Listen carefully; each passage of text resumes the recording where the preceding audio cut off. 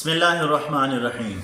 मिशकात शरीफ की हदीस पाक है, हज़रत अबू हुरैरा रज़ी अल्लाह तआला रिवायत करते हैं कि हुज़ूर नबी अकरम सल्लल्लाहु अलैहि वसल्लम ने इरशाद फरमाया कि क्या मैं तुम्हें ऐसा अमल न बताऊं जिससे तुम्हारे दर्जात भी बुलंद होते हैं और अल्लाह ताला तुम्हारे ख़ताओं को भी मुआफ़ फरमा दे।